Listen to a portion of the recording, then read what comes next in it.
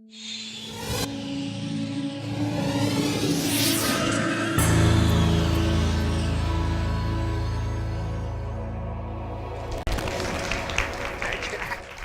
it's great to be here. So yeah, I'm a fashion photographer based in New York City.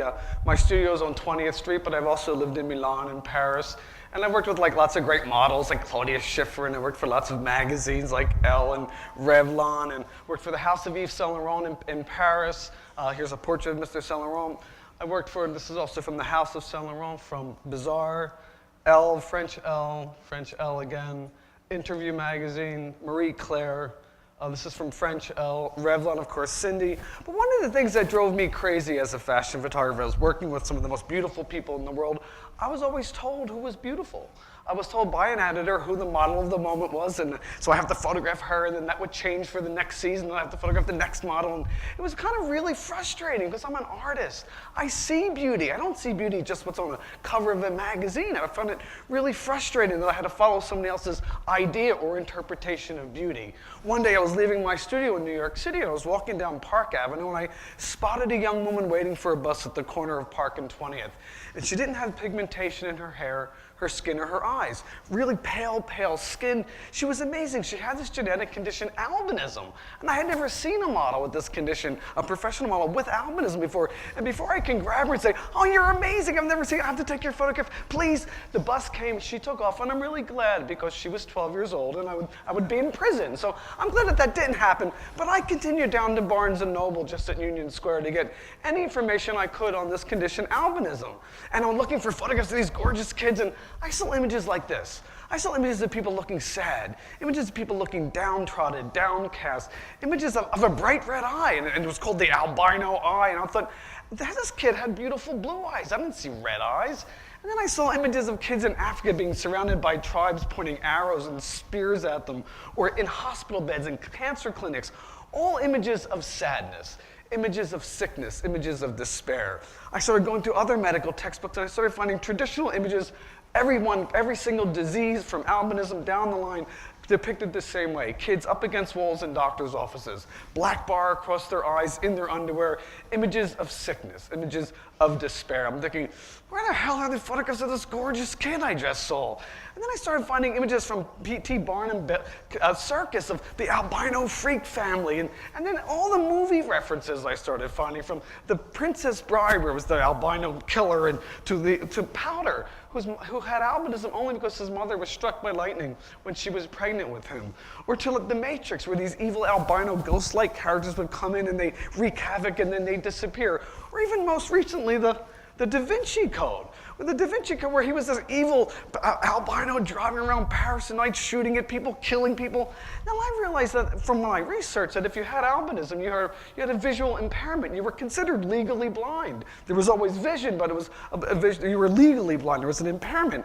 So you wouldn't be driving around Paris at night shooting at anybody and expect to hit anything. This was insane. I'm thinking, this is terrible. So I contact NOAA. NOAA is the National Organization for Albinism and Hypopigmentation. It's a support group for kids with this condition and their families. So I called them, I said, hey, I'm a fashion photographer, let's show the world the beauty of albinism. And they said, get lost. So I'm pretty persistent New Yorker, kind of banging on the door. And they made it very clear to me about their fears of exploitation. And every time a magazine article came out about albinism or featuring a kid with albinism, it was a story about a victim, or sensational or exploitative. So I said, okay, I understand that. Well, let's do something else. Let's form a non-traditional partnership. Fashion photographer, genetic support groups, and together we'll create a powerful, positive tool. Show the world the beauty of albinism. And they agreed. It was an awesome day. In my studio walks the first model I'm going to photograph. Her name is Christine, and she's beautiful. She walks into my studio, long white hair. She's about 5'10". She walks in, but she walks in not like this, but with her shoulders hunched, head down, one-word answers, no eye contact, like this. I'm thinking, well, this kid has zero self-esteem. I realized that this kid has been teased every single day of her life because of her difference. School was hell for this kid, teased every single day. physically and verbally abused constantly because of her difference. I'm thinking, oh, I just photographed Cindy Crawford the day before on the same set in my studio. I'm thinking, well, I have to be so careful with this kid. But I thought, no, out of respect for her, I want to photograph her like I would anybody else, any supermodel. So the fan went on, the music, and I grabbed a mirror next to the set and I held it up there and I said, Christina, look at yourself. You're magnificent. And she looked in the mirror and she got it. And she went from this to that. And this is Christina. She just exploded in front of the set. And I knew that this kid today was never going to be the same, ever walk like this. She's going to change the world by the way that she carries herself. Instead of going into school the next day like this, she's walking like this, changing everybody, showing and celebrating her own difference. This kid was now an ambassador for change, going to change the world. So his first images were in Life magazine. It was a 5-page spread entitled Redefining Beauty. But we also used the images in magazines around the world. We started putting them in magazines in the UK, in France, in Australia, in Japan. And so we got a lot of play, and we really kind of alerted a lot of people about this movement to show the beauty of albinism. So this is actually a campaign we did for Prada. This is for People magazine, did a great piece. So it was really great. So I started getting calls from people from the UK saying, we have an albinism society like NOAA here in the UK. Would you come to our next conference? And so you could photograph our kids. And I was like, sure. And then in Australia or New Zealand saying, well, we don't have an organized group, but could you come and maybe you will act as the event to kind of help us, the momentum, to help us start a support group. Same thing in Japan and in Russia. I'm like, absolutely, this is fantastic. So I was doing a smaller conference of kids with albinism in Philadelphia. It was of kids and their families, and this mom came up to me, and she said, you know, my son, Randy, when he was a little boy, he'd come home from school in tears because kids, again, were teasing him because of his difference, and I'd buy him an ice cream cone or a truck, and he'd be fine. She said, now he's a teenager. He walks home from school. He comes in, he walks in the house. I can see the pain, the anguish in his face. And he walks right past me, goes right upstairs to his room, slams the door, and I don't see him again. She said, he's not going to want to be photographed. He has zero self-esteem, but please show him photographs of kids his own age so he knows he's not alone. I'm like, absolutely, where is he? She points over to Randy. Now Randy's standing here, he's surrounded by 3 girls, and he has his pants are hanging down to here, his underwear sticking out, he has this great big shirt on, he has like an earring. I'm like, oh, this kid's magnificent. So I walk over to Randy, I'm like, Randy, please, I speak to moms and dads every single day, and they're terrified about the future of their kids because they don't have any positive role models. All they need to do is take one look at you, and they're going to be okay. They're going to know it's going to be fine. I know you don't want to be photographed. Your mother told me, so what? I said, well, your mother, he said, Rick, I'm 16 years old. I don't talk to my mother.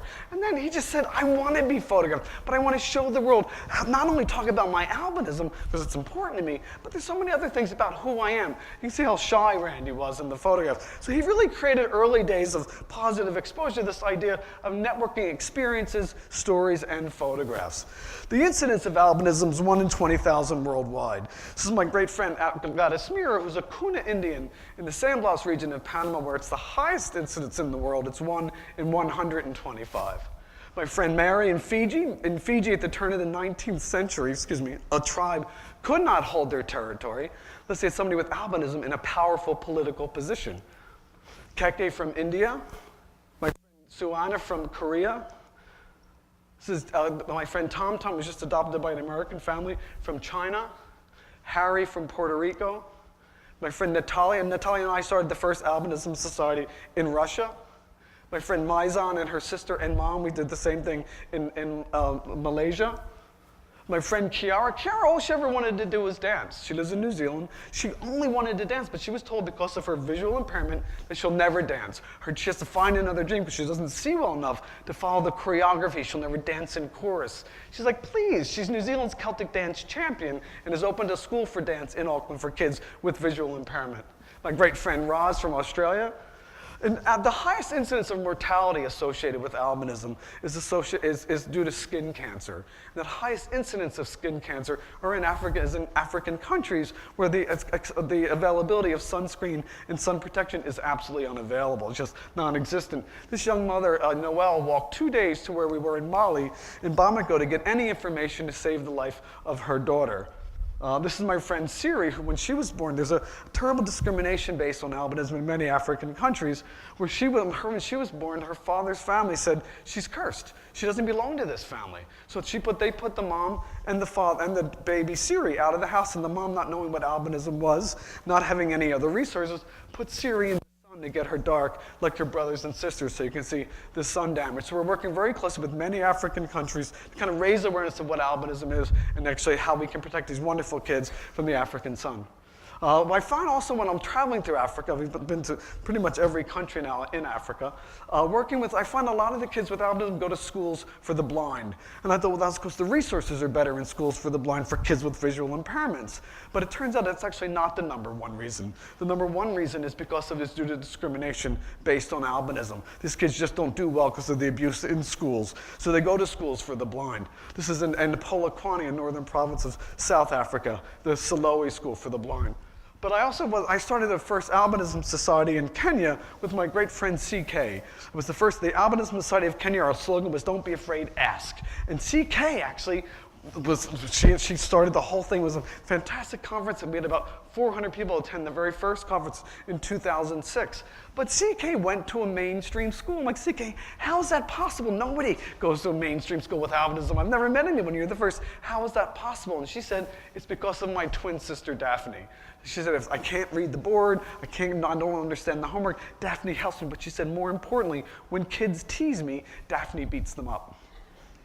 And a sadder note, this is going on today, which is terrifying.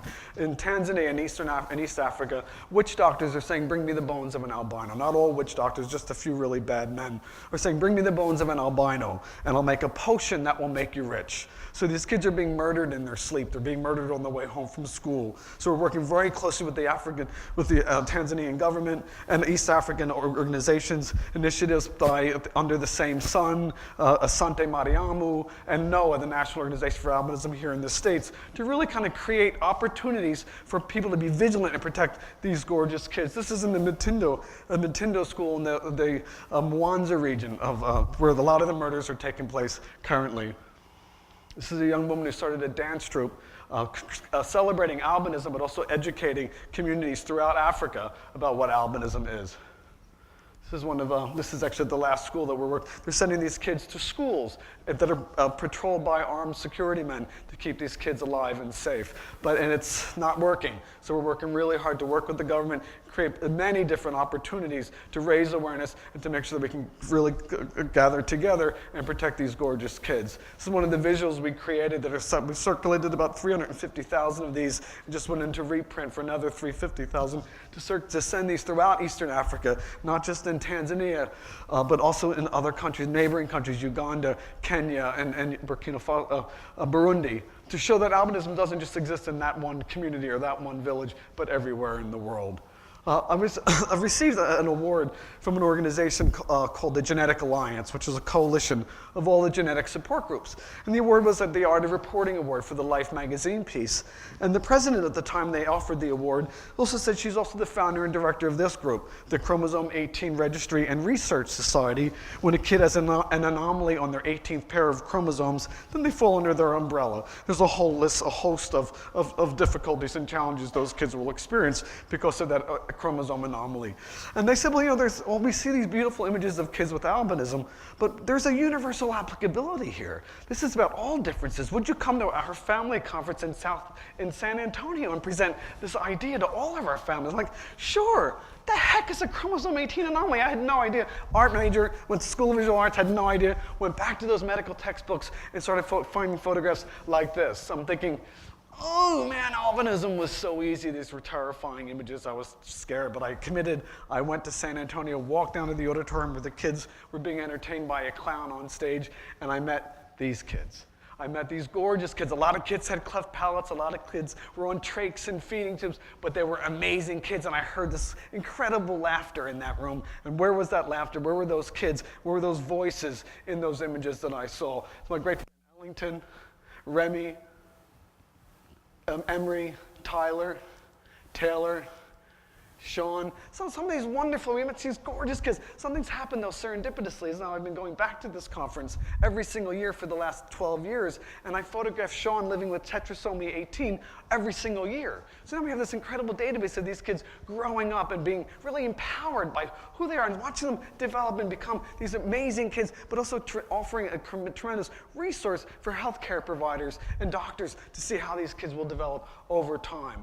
We were then approached by the genetic, 1 minute, wow, that's fast. Okay, very quickly, but we were, I can go on forever. But we met these great kids, and they were invited by the Marfan Foundation to and the Genetic Alliance to create a People's Genome Celebration to commemorate the mapping of the human genome. So we went and we offered the Marfan Foundation to be part of it. Again, these are the images that we saw. These were the images of the kids that I thought, well, I understand the importance of this type of image. It's so important to show how Marfan presents itself. It's a connective tissue disorder. These kids grow very, very tall, but they're at risk of an aortic dissection. But I understand the importance of it, but is there another way that we can show these images? Can we show Billy in a swimming pool, show how long his arms are, but add more information to the development of these photographs? Here's Billy, Christopher, Noonan syndrome. These are some of the great kids that we've met throughout the conferences. This is actually at a Costello conference that I went to my very first conference for Costello syndrome, where these kids, I was there when they first met each other.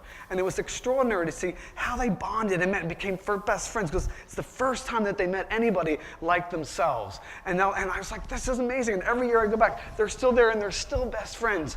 But now they're gangsters, and they're amazing kids. But what we've done now with these images, and I know I can photograph a kid in my studio, and she can feel fabulous and amazing. She leaves my studio, and by the time she gets to Broadway or Park Avenue, 5 people have pointed at her and laughed at her, or pointed at her birthmark, or giggled at her, or said something negative, and it breaks down. So we're creating programs to make it relevant, for not just for kids with this genetic, physical, or behavioral differences, but for all communities, to really show the difference. So we've created a program called the Pearls Project, where we're taking these photographs, exhibiting them in high schools, but then inviting the kids that are in the photographs to then blog not just a little bit about what their condition is, but more about things that they like doing, their favorite bands, their music, their math tests, shopping, the sleepovers, whatever they want to blog about. Just not celebrating difference, but more importantly, embracing our shared humanity.